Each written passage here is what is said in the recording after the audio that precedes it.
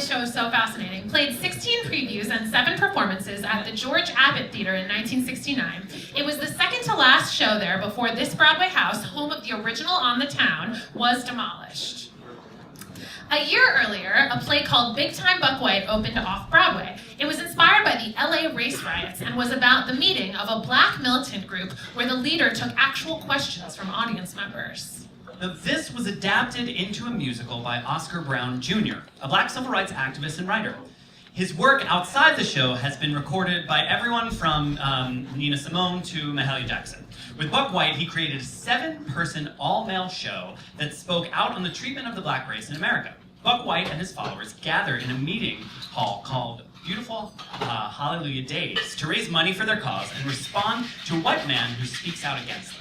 Buck White starred Muhammad Ali, aka Cassius Clay. Yeah. The heavyweight champion of the world had been benched and stripped of his title when he refused to be drafted by the Army and decided at that juncture to appear in a musical that aligned exactly with his political beliefs. The reviews were so confused that the show wound up closing quickly. It's really weird. We included Hallelujah Baby and Buck White, which I think it's really interesting that the show about the black experience in the 60s, written by white authors, we remember a little bit better, and this one is totally lost to history by a black author. There were a lot of other factors involved, but that's just a fact, so I think that's kind of interesting. And diving into the Buck White history, there's barely anything. I really recommend trying to find stuff about this show, because it's unique. Yeah. The New York Post found Ali's acting lacking, but thought he made up for it in sincerity. The review also called him handsome 3 times. Keep your pants on, New York Post.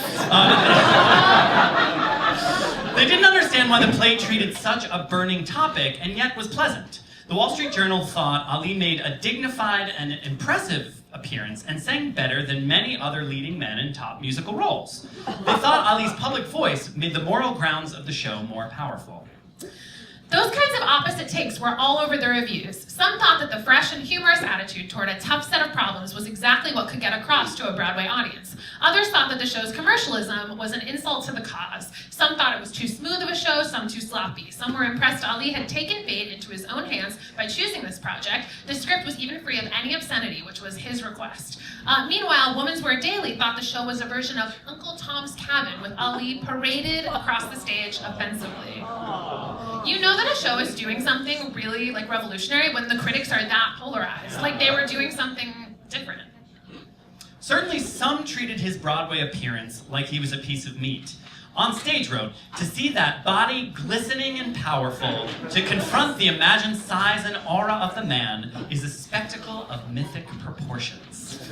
On stage also had to hang on to their pants for a while, though, because Ali did not enter until halfway through the show, coming in through the audience in what the Morning Telegraph called the greatest theatrical entrance since Hello, Dolly. Same dress! There's all these really weird connections in this edition. Sondheim wrote that song inspired by Hello, Dolly, and there's Hello, Dolly, and there's Raoul was in the Henry VIII costume, and Rex Henry VIII. There's weird, and Thomas Mitchell was in Dark Rosaline and Hazel Flag. Just catch, it's Where's Waldo of musical theater obscurity.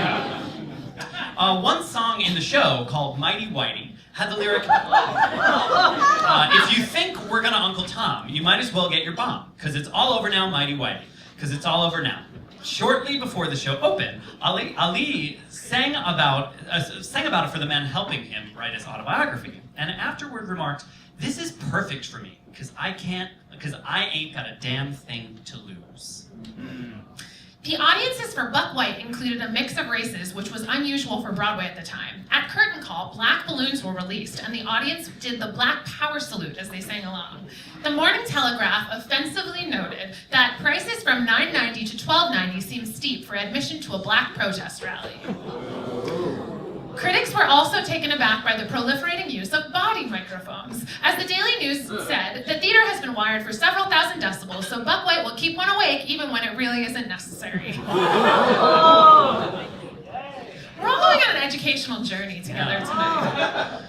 Other than Ali, the cast included Ted Ross, who would later originate the role of the Lion in The Wiz, and Herschel Burton, who, according to the New York Times, played a character who demonstrated that black power was not necessarily incompatible with gay power.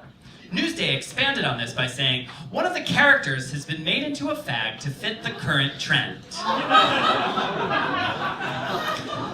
Several reviews called out this next number as a highlight of the show. In fact, it's the only song that there is a public recording of since Muhammad Ali performed it on the Ed Sullivan Show, even after Buck White had closed. Here to perform from Buck White for the first time since it closed in 1969, Blaine Krauss.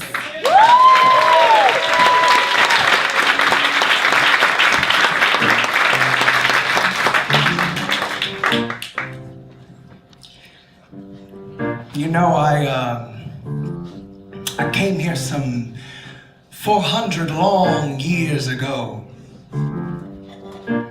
I came as a first-class passenger on a cold, wet, muddy ship of death. A slave ship. And you know, I didn't see old Lady Liberty waving me in. No. All I saw was the willow on the bayou bow his head in shame. Because we came in chains, we came in misery.